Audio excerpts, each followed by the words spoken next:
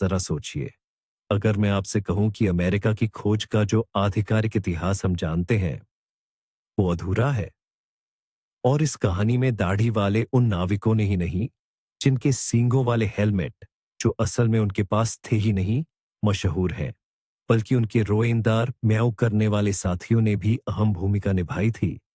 ये कोई मनगढ़ंत कहानी लग सकती है, लेकिन विज्ञान कुछ और कहता है। आज हम उस हैरान कर देने वाले रहस्य को उजागर करेंगे कि नॉर्वेजियन फॉरेस्ट कैट्स वाइकिंग्स के साथ मिलकर क्रिस्टोफर कोलंबस से 500 साल पहले ही उत्तरी अमेरिका कैसे पहुंच गईं। यह सिर्फ कोई दिलचस्प अनुमान नहीं है, ये आनुवंशिक शोध पर आधारित एक ऐसी कहानी है जो दुनिया को जीतने में इंसानों और जानवरों की साझेदारी के प्रति हमारा नजरिया बदल देगी। तैयार हो जाइए, आप समय में एक ऐसी यात्रा पर निकलने वाले हैं जो आनुवंशिक रहस्यों, समुद्री रोमांच और यकीनन ढेर सारी बिल्लियों से भरी है। आप जानेंगे कि आखिर ये बिल्लियां ही आदर्श नाविक क्यों बनी और उन्होंने पूरे महाद्वीप पर अपना आनुवंशिक निशान कैसे छोड़ा। इससे पहले कि हम अपनी समुद्री यात्रा शुरू करें, एक सामान्य पृष्ठभूमि तैयार कर लेते हैं।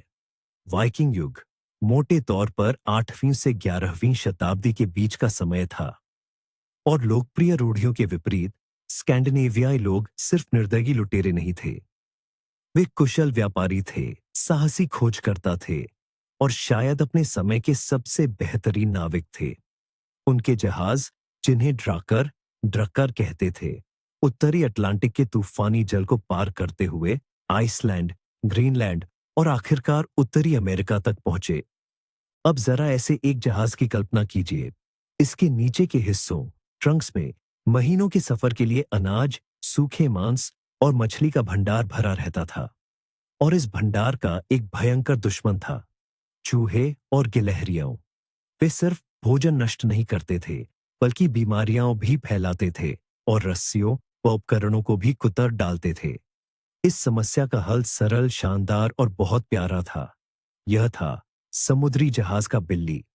लेकिन वाइकिंग्स को कोई भी बिल्ली नहीं चाहिए थी, उन्हें एक खास बिल्ली चाहिए थी, और उनके पास वह थी, नॉर्वेजियन फॉरेस्ट कैट, जिसे स्कोकट भी कहा जाता है।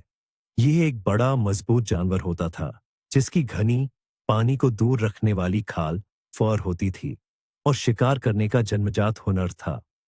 ये बिल्लियां सिर्फ पालतू जानवर नहीं थी, बल्कि जहाज के कर्मचारियों का एक बेहद अहम हिस्सा थी। ठीक है, अब कल्पना कीजिए, एक ड्रेकर वाइकिंग जहाज अटलांटिक की ठंडी लहरों को चीरता हुआ आगे बढ़ रहा है। यह महज एक जहाज नहीं है, यह एक तैरता हुआ सूक्ष्म संसार है, कई हफ्तों या शायद महीनों तक चलने वाला एक बंद इकोसिस्टम है। इसमें दर्जनों योद्धा, व्यापारी और उनके परिवार सवार हैं। हर चीज, हर व्यक्ति और हर जानवर का अपना एक विशेष उद्देश्य है। खाने पीने का कीमती भंडार ही जिंदा रहने की गारंटी है। अगर ये चूहों की वजह से खत्म हो गए, तो बर्फीले महासागर के बीच भूख से मरना निश्चित था। इसीलिए जहाज की बिल्ली की भूमिका नाविक या पहरेदार से कम महत्वपूर्ण नहीं थी। बिल्ली वास्तव में वाइकिंग्स के अभियानों के सबसे बड़े खतरे के खिलाफ उनका जैविक हथियार थी। वह राशन की रक्षक थी, इस बात की गारंटी कि दल पेट भरा हुआ और स्वस्थ होकर अपने गंतव्य तक पहुंचेगा। यह कोई शौकिया फैसला या भावुकता नहीं थी।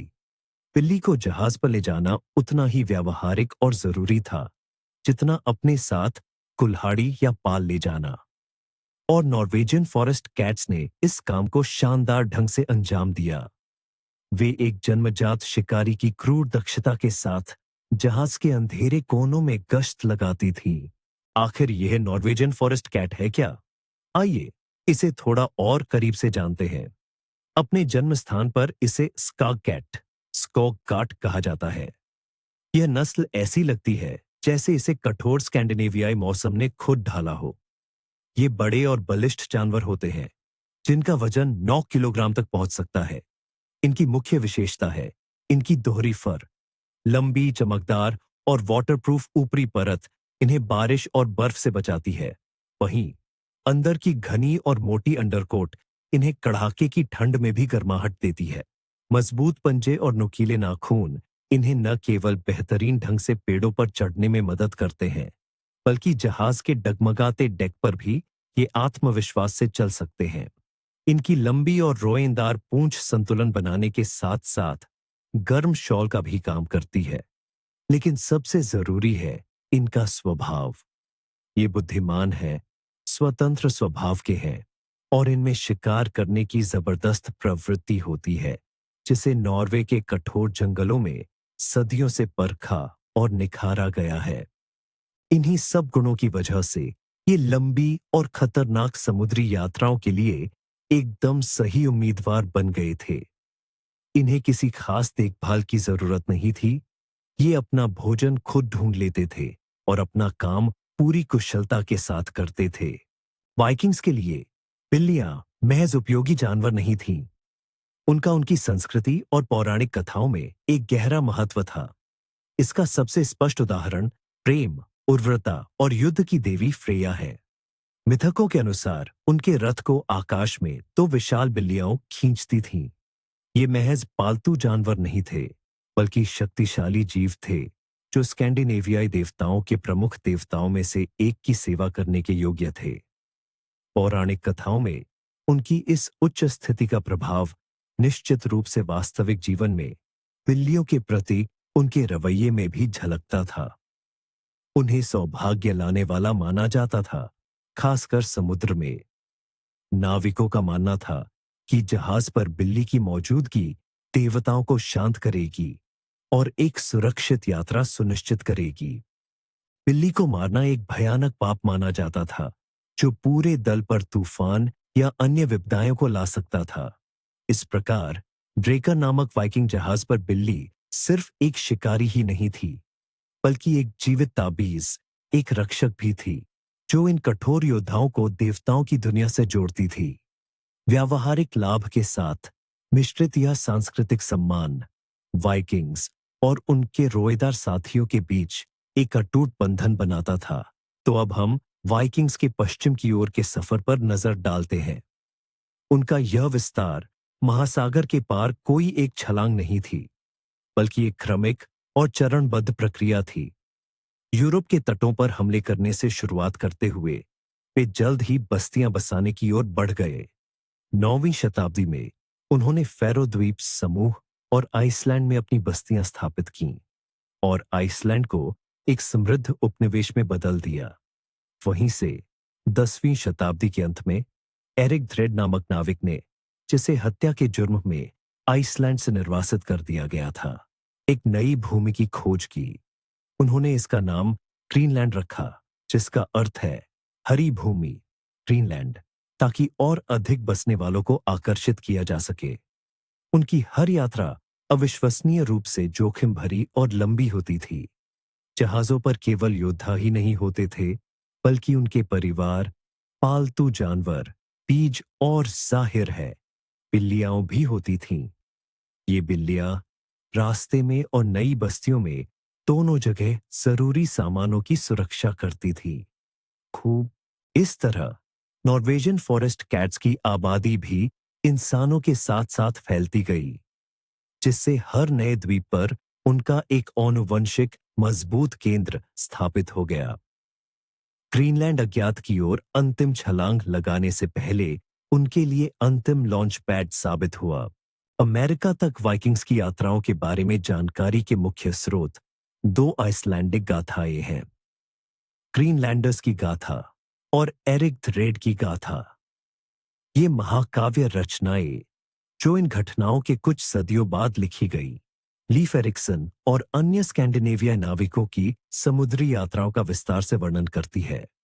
ये गाथाएं उन भूमियों की खोज के बारे में बताती हैं, जिन्हें वाइकिंग्स ने नाम दिया था हेलोलैंड, संभवतः बैफिन द्वीप, मार्कलैंड, शायद लैब्राडोर, और विनरलैंड, अधिकतर संभावना न्यूफाउंडलैंड की है। निश्चित रूप से इन गाथाओं में ऐसी कोई सीधी पंक्तियां नहीं है, जैसे कि एंड साताओ और लीफ अपनी बिल्ली को अपने साथ जहाज पर ले गया। ये पाठ मुख्य रूप से इंसानों के कारनामों, उनकी बहादुरी और उनके सामने आई कठिनाइयों पर केंद्रित थे। हालांकि इतिहासकार उस समय की जीवन शैली और जरूरतों का विश्लेषण करते हुए एक स्पष्ट निष्कर्ष पर पहुंचते हैं। जहाज पर बिल्लियों की उपस्थिति एक स्वयं सिद्ध तथ्य थी। यह समुद्री जीवन का इतना सामान्य और आवश्यक हिस्सा था कि यह किसी पतवार या पाल के होने की तरह ही अलग से उल्लेख करने लायक नहीं था। उनकी उपस्थिति को पहले से ही मान लिया जाता था। इस पूरे घटनाक्रम में ग्रीनलैंड की भूमिका बहुत अहम थी। यह केवल एक अस्थायी शिविर या ट्रांजिट पॉइंट भर नहीं था। यह लगभग 500 सालों तक जीवित रही एक पूर्ण विकसित स्कैंडिनेवियाई कॉलोनी थी। वाइकिंग्स ने यहाँ खेत बनाए, पशुपालन किया, शिकार किया और व्यापार भी करते थे। जीवन बहुत कठोर था और हर संसाधन सोने जितना कीमती था। ऐसे वातावरण में अनाज और खाद्य सामग्री को चूहों से बचाना सीधे तौर पर अस्तित्व का सवाल था, खासकर उन लंबी और अंधेरी ध्रुवीय सर्दियों में। ग्रीनलैंड में हुई पुरातात्विक खुदाई यहाँ विकसित कृषि और व्यवस्थित जीवन शैली की पुष्टि करती है। हालांकि बिल्ली की हड्डियां बहुत ज्यादा तादाद में नहीं मिलती हैं, लेकिन उनकी उपस्थिति में कोई संदेह नहीं है। यहीं ग्रीनलैंड की इन बस्तियों में नॉर्वेजियन बिल्लियों की एक अलग थलग पर जीवित रहने में सक्षम आबादी विकसित हुई।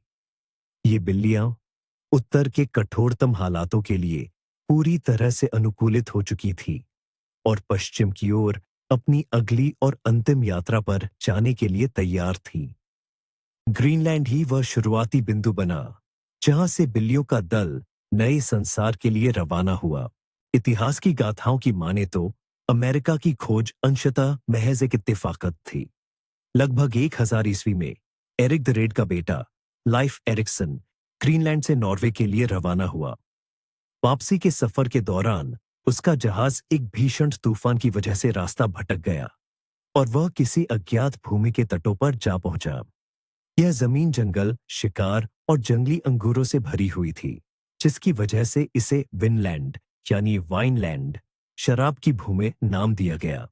यह एक ऐसी खोज थी जो कोलंबस से लगभग 5 सदियों पहले हुई। लाइफ और उनकी टीम ने वहां एक अस्थायी बस्ती बनाकर सर्दी बिताई।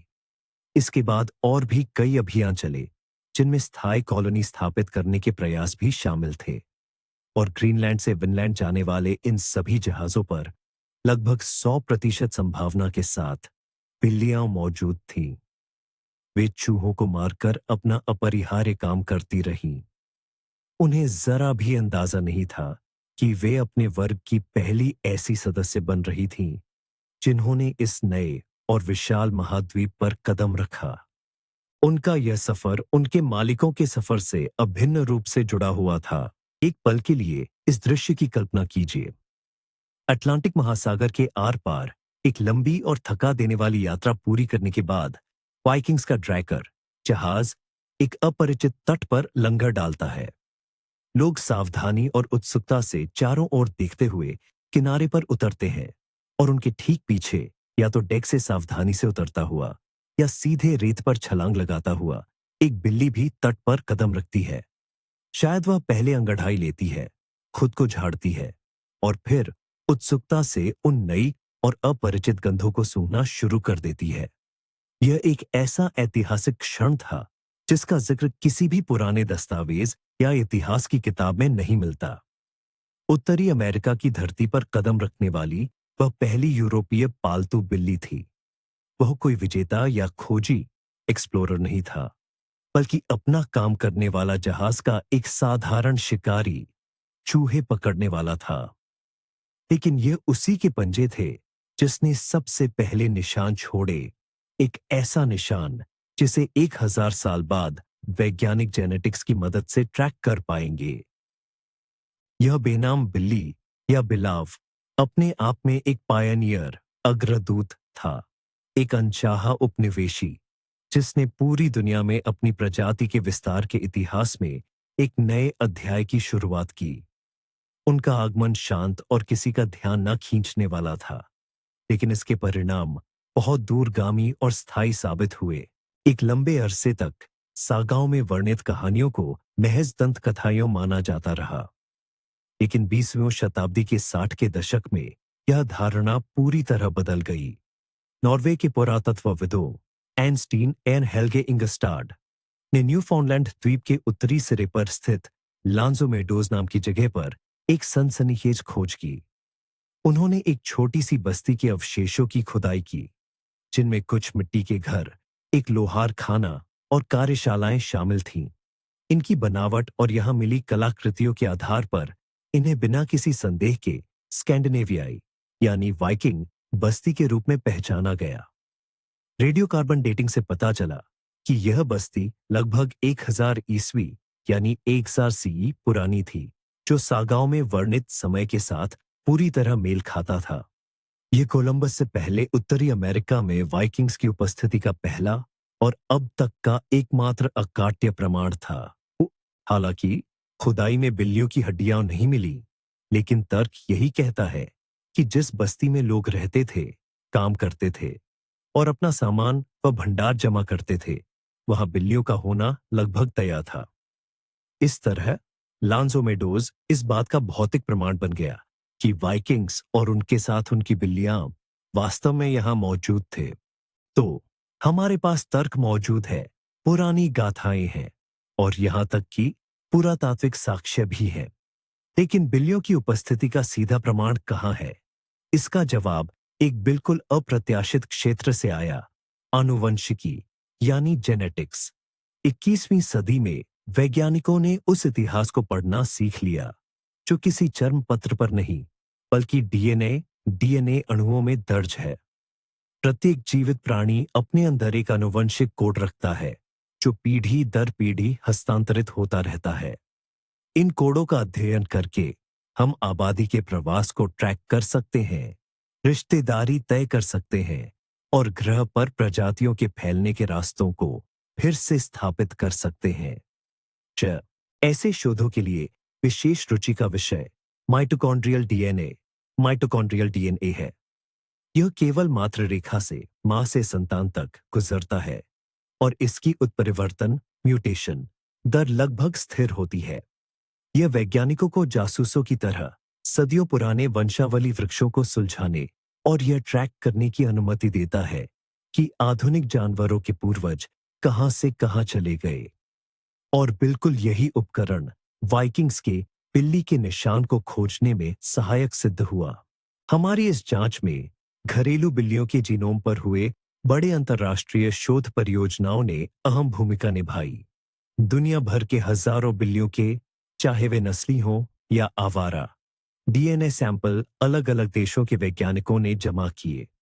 उनका मकसद था मध्य पूर्व में करीब 10,000 साल पहले बिल्लियों के पालतू बनने के बाद उनके फैलाव का पूरा जेनेटिक मैप तैयार करना। यह एक बहुत बड़ी रिसर्च थी, जिसने दिखाया कि बिल्लियां इंसानों के साथ कैसे सफर करती रहीं, रोमन सैनिकों के साथ, अरब व्यापारियों के साथ, मध्य युगीन तीर्थयात्रियों के साथ और यकीनन समुद्री यात्रियों के जहाजों पर भी। इन शोधों के नतीजे, जो नेचर जैसे प्रमुख वैज्ञानिक जर्नलों में छपे थे, उन्होंने पूरी दुनिया में टहलका मचा दिया। इन नतीजों से पता चला कि कुछ खास क्षेत्रों की बिल्लियों में अनोखे जेनेटिक मार्कर मौजूद होते हैं। ये एक तरह के पासपोर्ट की तरह है, जो उनके मूल स्थान का पता बताते हैं। और ऐसा ही एक मार्कर वैज्ञानिकों को सीधे वाइकिंग्स के ड्रेकर जहाजों तक ले गया। शोध के दौरान वैज्ञानिकों ने माइटोकॉन्ड्रियल डीएनए का एक विशेष हैप्लोग्रुप पहचाना। यह स्कैंडिनेविया, खासकर नॉर्वे की बिल्लियों में व्यापक रूप से फैला हुआ था। ये आनुवंशिक मार्कर उस क्षेत्र के लिए इतना विशिष्ट था कि इसे वाइकिंग वंश का नाम दिया गया। यह मार्कर उत्तरी यूरोप में वाइकिंग युग की पुरातात्विक खुदाई में मिली बिल्लियों के अवशेषों में पाया गया था। यह इस बात का अकाट्य प्रमाण बन गया कि ये बिल्लियां, जो आधुनिक नॉर्वेजियन फॉरेस्ट कैट्स की पूर्वज थीं, वास्तव में वाइकिंग्स के ड्रैकर जहाजों में यात्रा करती थीं। यह मार्कर एक प्रकार का आनुवंशिक संकेत चिन्ह बन गया, एक ऐसी पहचान जिसे इन वाइकिंग बिल्लियों ने हर उस जगह छोड़ा जहां वे पहुंची। वैज्ञानिकों ने स्कैंडिनेवियाई नाविकों के यात्रा मार्गों का पता लगाने के लिए दुनिया के अन्य हिस्सों में इस निशान को खोजना शुरू किया और इसके परिणाम चौंकाने वाले थे। यही माकर आइसलैंड, फरो और शेटलैंड द्वीप समूह और ब्रिटेन में भी पाया गया, यानी हर उस जगह जहां वाइकिंग्स ने अपनी बस्तियां बसाई थीं। आनुवंशिकी ने उनके विस्तार के नक्शे को हूबहू दोहरा दिया था। और अब हम आते हैं सबसे जरूरी हिस्से पर। अगर वाइकिंग्स की बिल्लियां सच में नॉर्थ अमेरिका पहुंची थीं, तो उनका एक खास जेनेटिक मार्कर, आनुवंशिक चिन्ह, वहां की स्थानीय बिल्लियों में जरूर मिलना चाहिए था। और वैज्ञानिकों ने इसे ढूंढ निकाला। नॉर्वे की बिल्लियों की खास पहचान मानी जाने वाली वही वाइकिंग लाइन। वाइकिंग लाइन आज की नॉर्थ अमेरिकन पालतू बिल्लियों में देखी गई। सबसे दिलचस्प बात यह है कि इस जीन की सबसे ज्यादा सांद्रता, कॉन्सेंट्रेशन, महाद्वीप के उत्तर पूर्वी हिस्सों में, खास तौर पर कनाडा के न्यूफाउंडलैंड प्रांत और अमेरिका के मेन राज्य में पाई गई। यानी ठीक उन्हीं जगहों पर जहां सारे ऐतिहासिक डेटा के अनुसार वाइकिंग्स ने पहली बार कदम रखा था।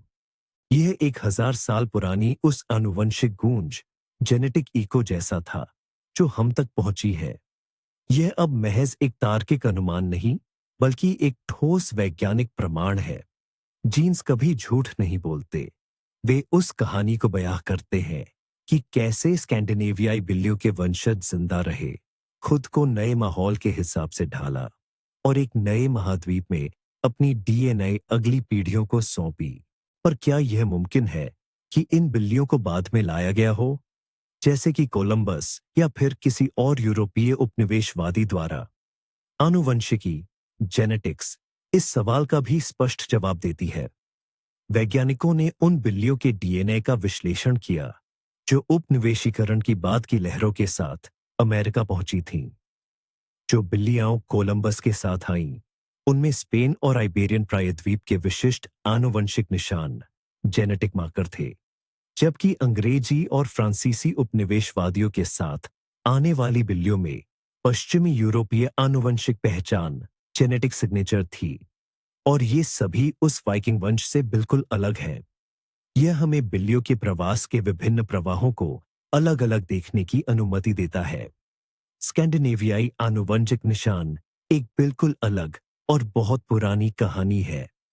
यह अमेरिकी बिल्लियों के जीन पूल में एक प्रमाण के रूप में मौजूद है, जो पुरानी दुनिया और नई दुनिया के बीच सबसे पहले कोलंबस पूर्व संपर्क की गवाही देता है। इस प्रकार कोलंबस की बिल्लियां और वाइकिंग्स की बिल्लियां, ये दो पूरी तरह से अलग आनुवंशिक इतिहास हैं। और दूसरी कहानी वाइकिंग्स की 500 साल पहले शुरू हुई थी।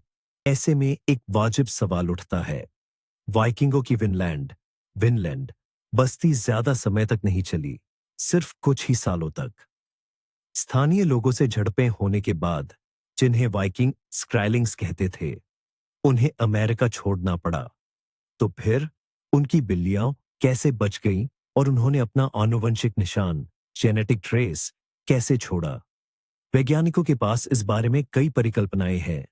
सबसे पहले, कुछ बिल्लियां शायद भाग गई होंगी या खोकर जंगली बन गई होंगी। न्यूफाउंडलैंड का कठोर वातावरण उनके मूल देश नॉर्वे जैसा ही था, इसलिए उनके पास बचने और एक छोटी जंगली आबादी, वाइल्ड पॉपुलेशन बनाने का पूरा मौका था। दूसरा, यह भी मुमकिन है कि इन बिल्लियों का व्यापार किया गया हो, या फिर इन्हें मूल अमेरिकी, नेटिव अमेरिकन लोगों ने पाला हो। एक अनोखा और उपयोगी जानवर होने के नाते स्थानीय लोग इसमें रुचि ले सकते थे। तीसरा, भले ही उनकी आबादी बहुत छोटी थी, सिर्फ कुछ ही बिल्लियां, लेकिन वे बाद में लाई गई बिल्लियों के साथ प्रजनन करके अपने जीन आगे पहुंचा सकती थीं। उनकी अनोखी माइटोकॉन्ड्रियल डीएनए, जो केवल मांस से आगे की पीढ़ी में जाती है, पीढ़ी दर पीढ़ी जिंदा रही होगी और आज तक पहुंच गई है। और अब मंच पर एक और रोएंदार हीरो आता है, मशहूर अमेरिकी बिल्ली की नस्ल मेन कून। ये सबसे बड़ी पालतू बिल्लियों में से एक है, जो अपने घने और रेशमी फर, कानों पर लगे खास बाल और मजबूत कदकाठी के लिए पहचानी जाती है। और सबसे हैरान करने वाली बात यह है कि इनकी शक्ल नॉर्वेजियन फॉरेस्ट कैट से बहुत मिलती है। इस नस्ल का आधिकारिक इतिहास 19वीं सदी में मेन राज्य में शुरू होता है। लेकिन ये वहां आई कहां से, यह आज भी एक पहेली है। एक लोकप्रिय और बहुत ही खूबसूरत थ्योरी सिद्धांत यह है कि मेन कून सीधे उन्हीं बिल्लियों की संतान है जिन्हें वाइकिंग्स 1000 साल पहले अमेरिका लाए थे।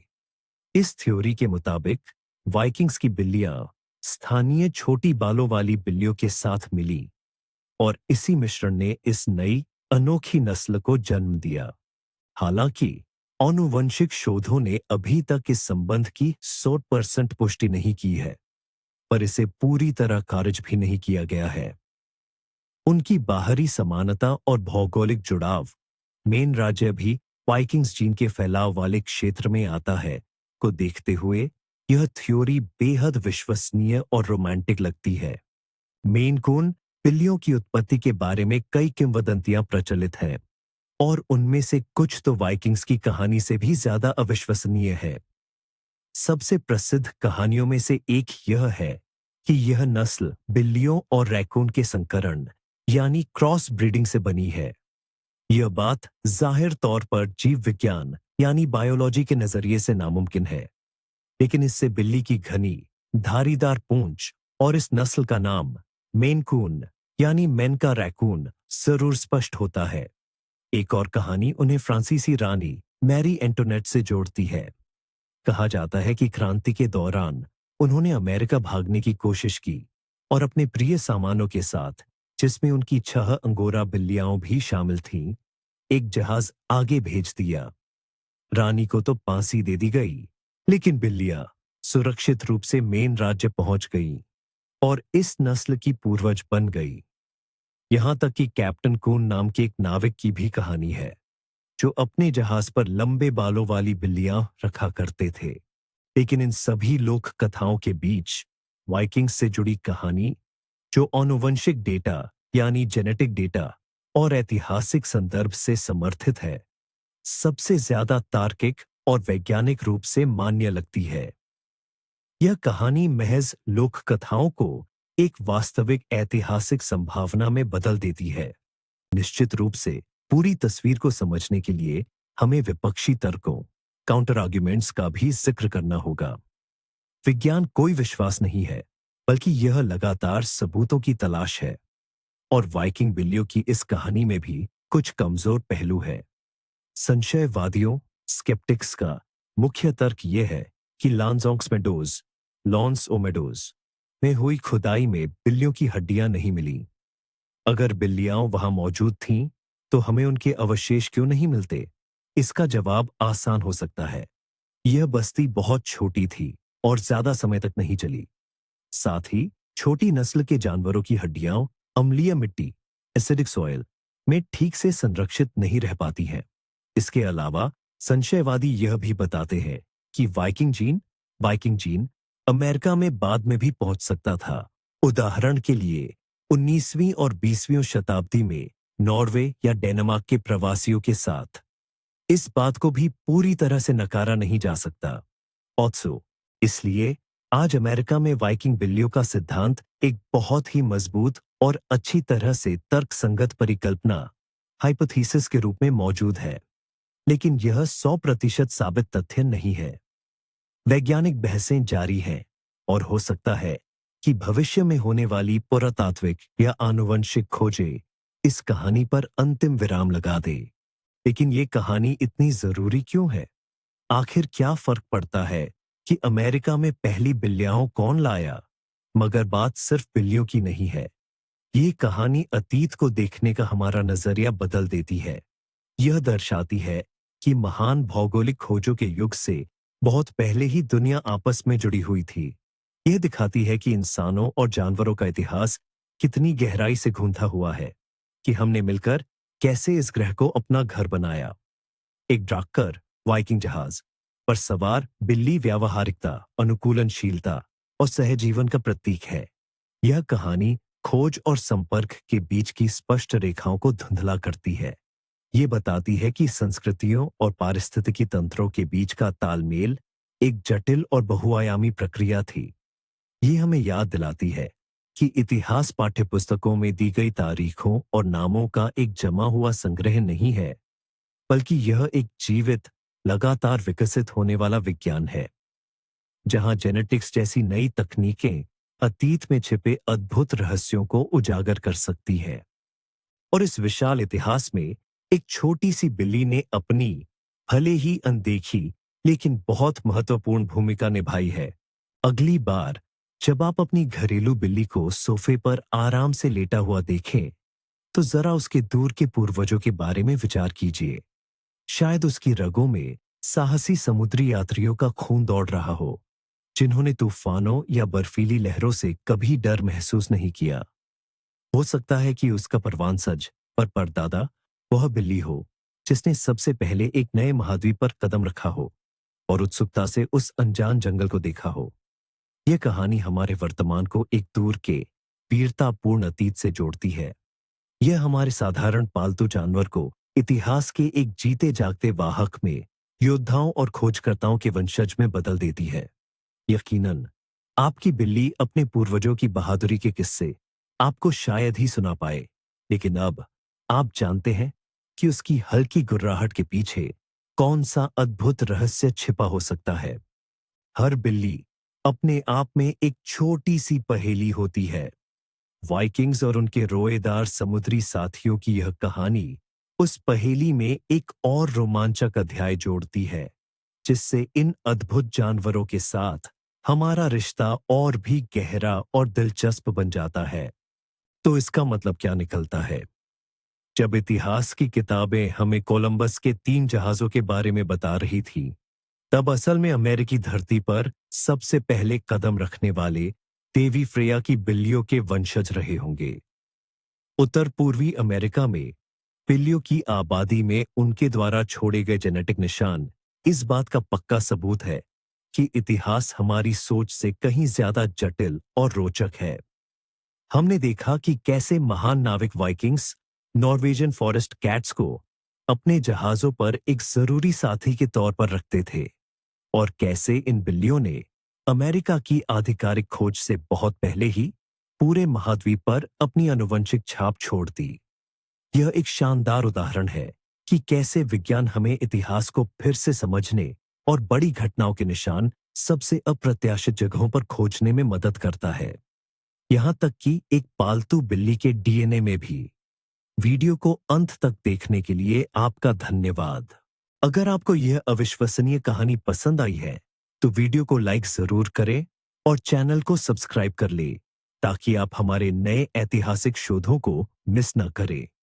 अब आप बताइए, आपको यह सिद्धांत कितना विश्वसनीय लगता है? और क्या आपकी बिल्ली में भी वाइकिंग्स की कोई खासियत है? अपने विचार कमेंट्स में जरूर लिखें।